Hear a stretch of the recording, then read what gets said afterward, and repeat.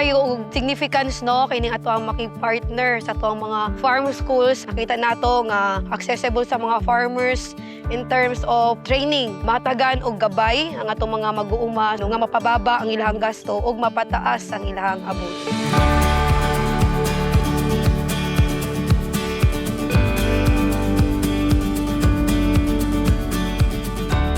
The municipality of Capalong in Davao del Norte is known for its fertile agricultural lands, diverse indigenous population, and a thriving economy rooted in farming and commerce. As more farmers reach out for the latest technologies and farming methods, the emergence of farm schools in the region is bridging the distance to far-flung communities. One of those is the Deriada Agri-Learning and Skills Enhancement Farm.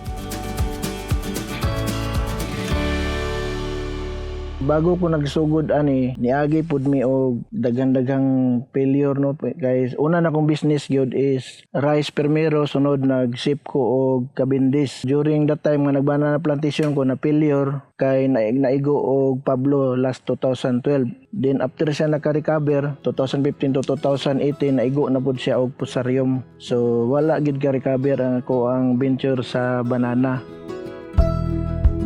Despite the consecutive failures, Arnaldo showed resilience and continued to push forward. Seeking lifelines from different financial institutions, he applied for loans to revert his farm back to a rice plantation. He also began to enroll in various NC2 farming courses to equip himself with the latest farming practices and technology. And by 2018, Arnaldo became a trainer of organic agriculture NC2. So during sa mga training nako nga giapilan, na-encourage ko kay gipa-training mapugkon og FFS katong sa Farmer Field School pa primero. Doon naman may potential kay ako daghan mo og seminar nga naapilan, mo to nga gi-recommend ko nila sa ETI nga pwede ka nga mahimong learning site kay ang RCEP nangita og learning site. Ang ning ginatawag natong RCEP o Rice Competitiveness Enhancement Fund, usa kini siya ka special program sa Department of Agriculture. Ang tumong og tinguha is mahatagan og tabang tinatong mga mag-uuma nga mahatagan og taas nga abot sa mubo nga gasto.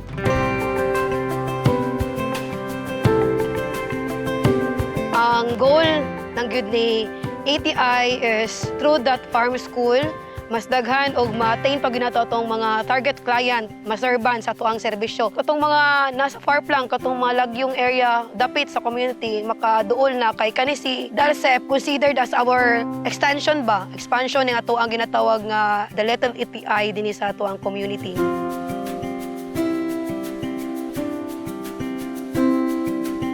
By 2019, nag-apply mi sa ETI. Natagaan pud ko og certificate as learning site. Nung kamot mi nga makahimo mi og CBLM libro para nga ma-accredit mi sa TESDA. So ang mga training nga among nagian sa ETI katong mga libro nga ginatudlo sa mo among gi-compile gihimo na mong CBLM or competency based learning material, ipa-accredit na mo as learning materials. Mo to nga natagaan mi og chance pud sa TESDA nga nahimo pud mi nga training center. As a trainer diri sa DALCEP, gi-training mi as a TOT dito sa Sampaw na dako kay gikatabang diri sa farm ni Sir kay as a trainer kabalo na mi magkuha sa about sa ISA, unsaon pag-manage sa kanang sa rice o mga machine na gigamit diri sa DALCEP. With the help of the Agricultural Training Institute's training and inputs, Arnaldo and his wife were also able to shift into organic farming, a tedious but sustainable and healthier solution to the increasing costs of chemicals and fertilizers.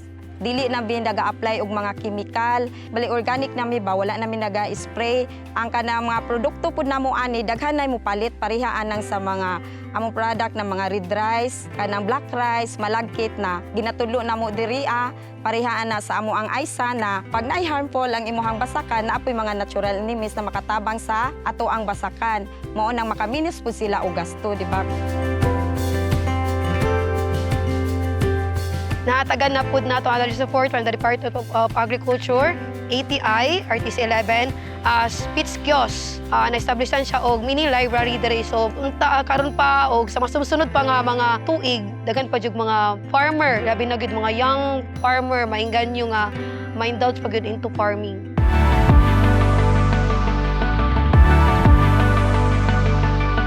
So dako kayo ang upgrade no diha sa pagtuon ng sa PPs nga bisan tuod og gamay pa apat adunay dakong changes sa among old practice nga nakita namo nga dako gid kay ang oportunidad sa among mga gagmayng mag-uma nga pinaagi sa RCIP adun lagi sa upliftment diha sa ilang paginabuhi. Dili lang sa kong kaugalingon kundi makatabang sad ko sa palibot diha sa among lugar nga makapatudlo kanila kung unsaon pagpa-upgrade no pinaagi sa pag-uma. Today, Dalsef is more than just a farm. It's an educational hub for farmers of all ages, from all walks of life. Ang ato ang learning site no dako gid kayo og impact no sa community tungod kay ito ang mga estudyante nga ni graduate diri mao na may mga istorya pud sa uban kay ila naman pong gi-share sa mga parentila nga nasa lagyo nga lugar. So but pasabot dako gid siguro kabaguan sa ilang pagpanguma pud. Mao na nga karon murag di nami mahirapan og mga estudyante kay daghan-daghan na gyud ang ni patronize sa mga training. So tabang lang sa ATI sa mga pandako kayo sir no una-una ang training nga na-acquired namo sa ATI nga mo po na among ginatudlo sa mga estudyante, production of high quality inbred rice, seed certification and farm mechanization. Naghatag po ang ATI og funding para sa function hall namo building. So after na nga nakakasugod na mi og training na say additional nga gihatag nga 150,000. Nakatabang-tabang gid siya nga maka-mobilize ang amo ang plano nga makatabang sa mga farmer sa amo ang barangay. Sa pagkakaroon, abot na ang PICAS Municipality ng Talaingod, naka-training na po sila diri sa MOA.